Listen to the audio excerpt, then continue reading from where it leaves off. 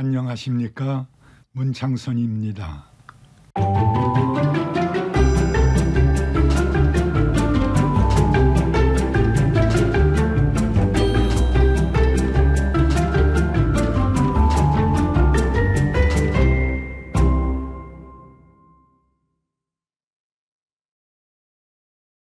(80에) 접어든 지 몇 년이 지났는데도 아직도 어머니 하고 부르면 마음이 따뜻해지고 어머니를 뵙고 싶습니다. 6.25 전쟁 중 아버지께서 전사하시어 어머니는 37세에 5남매를 거느리고 혼자 되셨습니다. 전쟁 중인지라 대한민국 정부는 군경 유가족들에게 아무것도 해줄 수 없었습니다. 부모님의 고향은 황해도 이어서 우리 주위에 우리를 도와줄 분들이 아무도 없었습니다. 어머니가 믿고 의지할 분은 하나님 한 분이셨습니다. 어머니는 10대 소녀 시절에 예수님을 믿기 시작하셨습니다. 부모님의 핍박을 받으며 믿음을 지키셨으며 믿는 남편을 만나 신앙생활을 계속하셨습니다.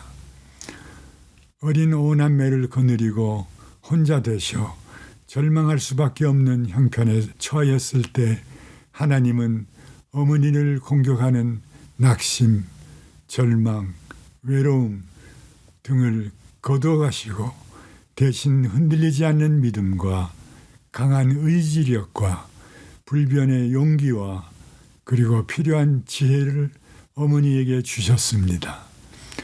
남편을 먼저 보내신 후 어머니는 우리를 데리고 침실 하나에 딸린 가게를 빌려서 장사를 시작하셨습니다.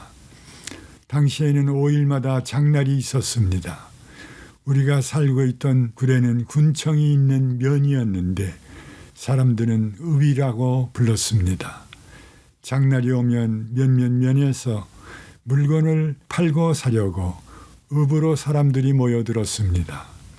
현찰을 가지고 장에 오는 이들도 있었지만 많은 사람들이 곡식, 채소, 장작, 닭 등을 가지고 와서 팔아서 그것으로 필요한 물건을 사갔습니다. 상인들은 장날을 보낸 후 대절한 트럭에 곡식을 싣고 200리가 넘는 여수에 가서 곡식을 팔고 다음 장날에 팔 물건을 사서 싣고 구례로 돌아왔습니다. 어머니는 이들 중 한 분이셨습니다. 여수의 미국상들은 구입한 곡식을 부산으로 가져다 팔았으며 부산에 살고 있는 원주민들과 피난민들은 그것으로 생활했습니다. 구정을 앞둔 장날은 1년 중에 가장 바쁜 날이었습니다.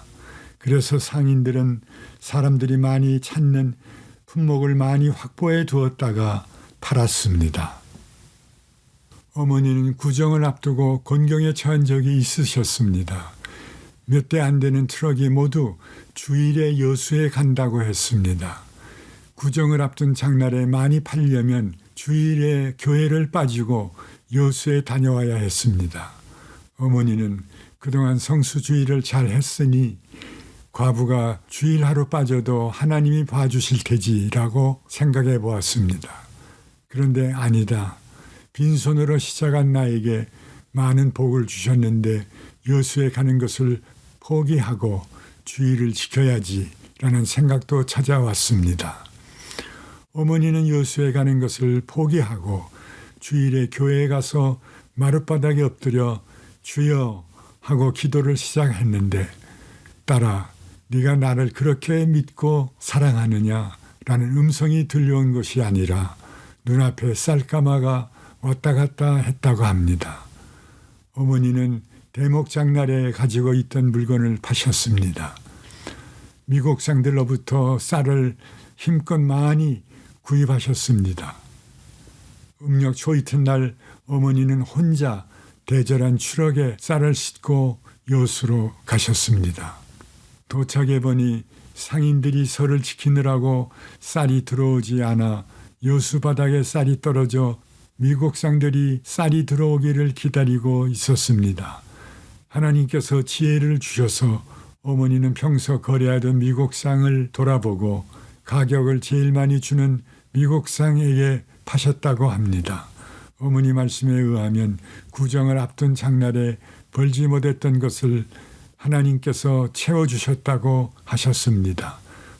어머니는 우리들에게 주의를 꼭 지키라고 신신당부하셨습니다. 어머니는 저에게 훌륭한 스승이셨습니다. 코비드-19 때문에 문을 닫은 교회들이 있으며 예배 참석하는 숫자가 코비드-19 전에 미치지 못하는 교회들이 많다고 합니다.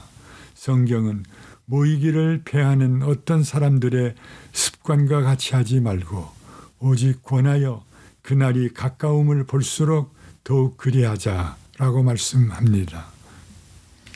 한 달에 주일 예배에 한 번 참석하십니까? 매주일에 참석해 보세요.